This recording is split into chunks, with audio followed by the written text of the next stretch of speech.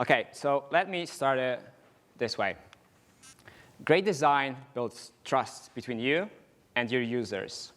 If you had a banking app that would look like this, your users would have to think a couple of times before sending you money, right? It doesn't feel right. I'm Kacper. I'm a React Native open source developer at Software Mention. I help maintain Reanimated, gesture handler, React Native screens. Currently, I'm working on this new tool called React Native IDE that will help maybe developers with debugging React Native apps.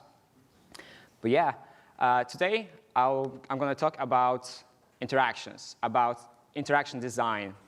These little big things that are kind of very important for the end users to build a cohesive experience to them. That's my thought.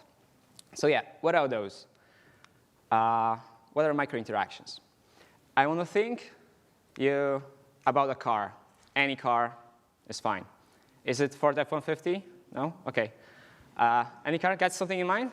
Good. OK. Dan Saffer, in his book about microinteractions, splits the interaction design into two, into macro interactions and, well, micro interactions. And macro interactions are the big things. These are the features. Back to a car. What's the main feature of a car? I would say a main feature, one single feature of a car is to getting you from point A to point B, right? Main feature of a vacuum cleaner is to vacuum. That's it. What are the microinteractions then? It's everything else. It's how the feel of the steering wheel, how it feels in your hands. It's the tactile feedback of dials clicking when you adjust the volume, right? It's the sound of the door when you close them. These are the microinteractions. And you can't tell me these are not important because, well, there is a difference between an S-Class Mercedes and a Ford Focus, right? You want to drive this one, most probably. No? You want to drive Ford F-150? OK, I got it. And microinteractions can sometimes lead to something called a signature moment. So there's really cool interactions that stick with users when they think about your app. So Instagram has a double tap to like. It's very iconic. It's like in songs and books, whatever. People talk about it. People instantly think about Instagram when they do tap to like. Next one is swiping on Tinder. So for example, now even Slack has it for its messages. Like, what? It's very iconic. Next one will be swipe up on TikTok for the next video. So currently it's in Reels and Shorts and etc. Yeah, it's a very iconic interaction. And microinteractions have a structure. They have some guidelines. And by pure coincidence, this is the exact agenda of my talk. So yeah, they have triggers, rules, feedback, loops, and modes. Let's start with triggers. Triggers is what starts an interaction. And they are both manual and automatic. With manual, I want you to think more like buttons. With automatic, more like notifications. I'll get to that in a second. So manual triggers is everything that the user has to interact with himself or herself. So we have buttons, sliders, toggles, also like shake to dismiss, something that the user has to make an action, right? What's interesting about manual triggers is that they can be invisible. So how do user know that you can swipe up for a next video? Well, they don't. You have to tell them. So a TikTok does swipe up for more, like a kind of animation. And I think it's pretty cool. It's brilliant, I would say. So you have to teach your users if something is an invisible trigger. So you have, for example, a swipeable row on Gmail, or something the same as a swipeable row on Instagram with you like a comment. You have to tell your user how to use it. In React Native, we have shake to debug. How do you know about it? Well, you didn't. You have to like try it, or someone had to tell you that. Triggers should initiate the same action every time. This slide, oh boy, this slide is why I made this presentation. I'm not even joking. There is an app in Poland for the national railroad system. And the app is, how to say it, it's bad. The worst part, I hate it so much, is this refresh button in the bottom right corner. What it does, if you tap it once, it will refresh the connections, right? But if you tap it twice, it will block the view, shouting at you, you did wrong, how could you? It says, no, you can't do that. There are some probably legacy reasons for that. OK, I get it, but just don't block my view. Don't block the interactions of the app. A better way to do this would be to just say you're already up to date. That's it. Or just fail silently. That would be better. Do it like that. Don't block my view. OK, anyway. We had manual. We have automatic. And automatic triggers is everything that the system triggers. So we have time and date.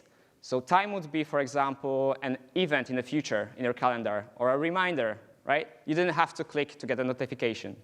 Another one would be errors, something went wrong, OK? Other people, someone messaged you, that's also an automatic trigger. And location. So for example, your DoorDash delivery is nearby, right? Cool. And a good example about this is Slack on your anniversary shows you a confetti on your profile. Cool, harmless, very cool. We had triggers, we have rules. And rules govern interactions. They tell how the interaction should behave. And rules are kind of cool because your users have been using mobile apps for a decade now or more. They already know, even if they've never seen Spotify, they already know what this button should do, right? They have some mental model in their brain.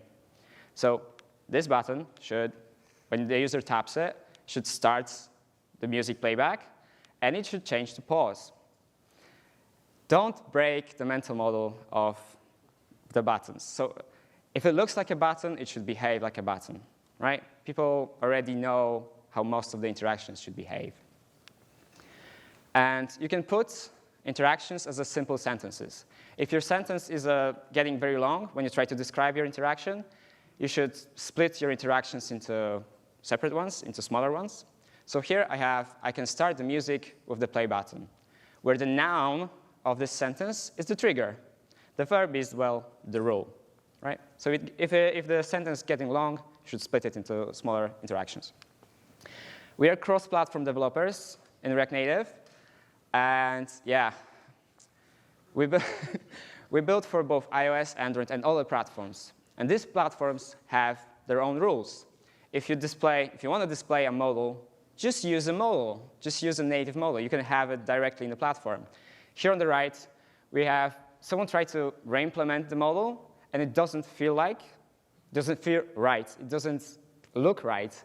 And it's not closable by gesture. I was so frustrated by the app. This is why it ran it on my presentation. So yeah, next one is feedback. We already kind of know what feedback is, but OK. Feedback emphasizes the rules. When you click something, something should happen. It makes sense. So a great example for this is back to the Spotify example.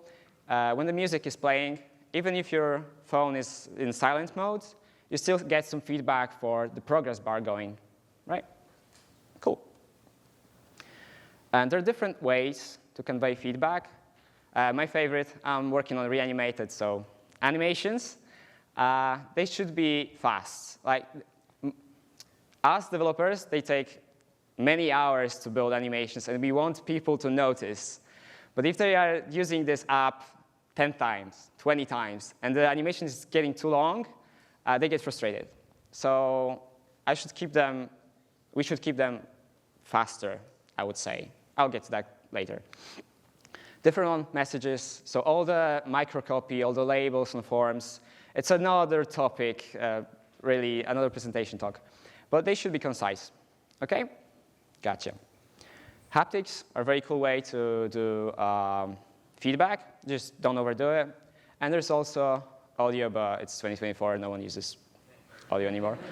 Unless you're using like building Duolingo or other language learning app, then yeah, audio is very useful to convey feedback.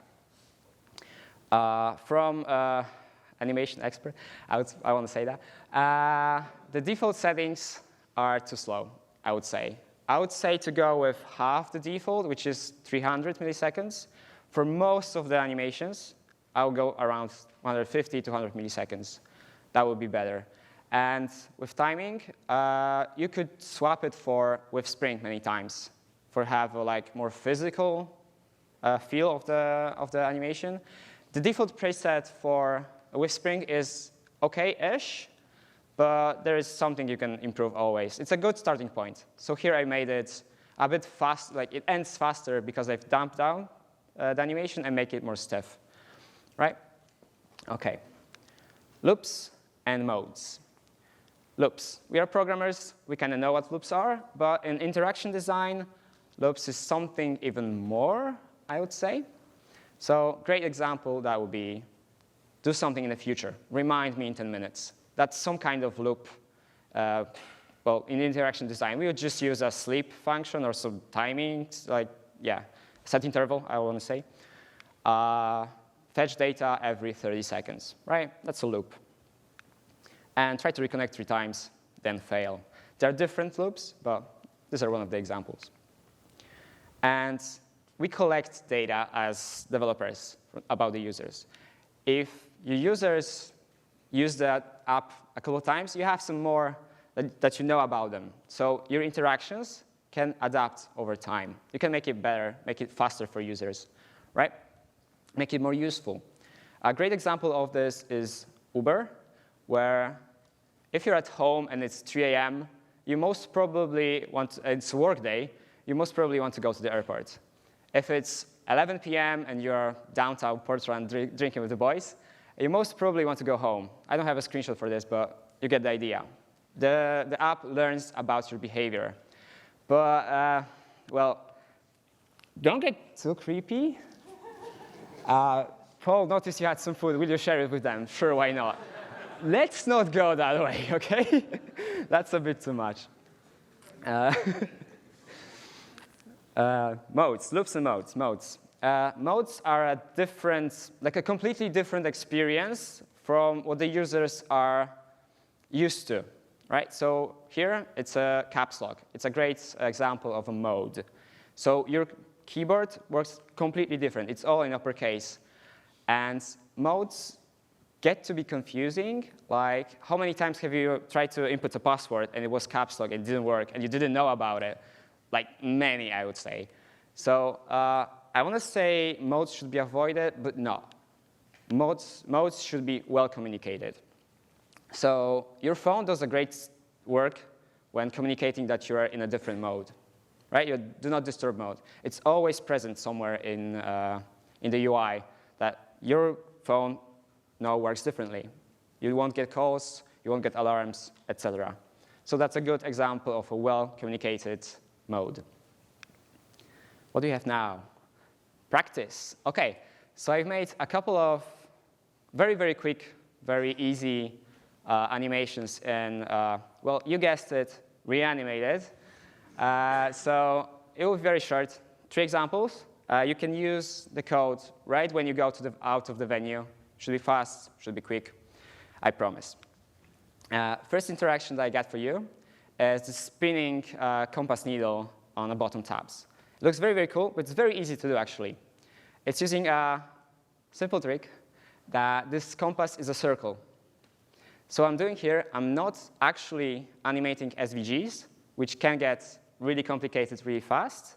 I'm actually rotating the whole SVG as a view. We'll see it. Right. So we have a function component. It's an icon, right? It gets some React state from props. It's a Boolean true or false when the bottom tab is active. OK? Simple.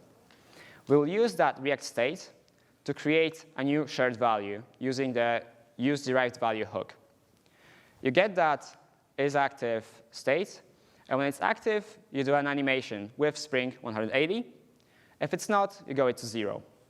So now we've created a new shared value that goes from 0 to 180 with an animation in like 2 lines of code. Got it. OK. Next one, you use that shared value right here in the use animated style hook and create transform rotate rotation.value degrees. What it does, it will create an animation that rotates from 0 to 180 degrees. Simple. And then that's the same shared value we created as previous step. And then all you have to do is to just wrap that SVG and pass that animated style to the animated view. That's it. That's our whole animation. How many lines of code? I don't know, 6? Somewhere around that. So once again, you create a new, OK, what is a shared value? OK, I should have started with that. Shared values are like the driving factor for all the animations in Reanimated. This is the state of an animation. OK, so we have a shared value. It changes from 0 to 180. You use that shared value in a use animated style to create transform rotates with that shared value. And you pass it to an animated view. That's it. Nice. Cool. First one done. OK, next. I call it a staggering animation. And it's very easy once you know like the trick. It's using the powerful layout animations from Reanimated. Layout animations are a way to animate elements that are added or removed from the native view hierarchy. And it's really, really simple. It's a single prop. So for example, you have a list of components, like a data coming from props as an array. And you map over it. There's a view, there's a text, hello chain react, whatever. And you make that components animated components. OK, pretty simple so far. The only thing you have to do, really, is to add one prop, the entering prop, right here and right here. We have like 10-ish presets for layout animation. So we have fade, slide, rotation, bounce, what else? Pinwheel, something like that. OK, you can just check the documentation. It's really cool. And here, they would all appear at the same time. What you want to do is to add a delay modifier to them, like that. And the trick is to multiply the index times the delay. So because it's an array, index starts from 0, 1, 2, 3, 4. When you multiply it by the delay, you will get animation, right? Pretty cool, very easy. And that was it. How many lines of code? One prop. That's it. You have an animation that you can use right now in your apps. Last but not least, I've prepared for you amazing and magical shared element transitions. So shared element transitions is a way of animating elements across different navigation screens. And it's a single prop as well. They're currently kind of experimental. They're not very stable. Once you get it working on your dev environment, they will work in production as well, but please don't do this just yet. But there are some people that use it in production, but yeah, we don't recommend that. But OK, to the content. So we have a home screen and some view on it. You can animate both width, height, and border radius. And you have another screen. It has to be either in native stack or bottom tabs. Both Export Router and React Navigation works because they both use React native screens underneath. And what you have to do is to connect them via shared element tag. It has to be the same on both screens. That's it. Pretty, boom. You should clap now.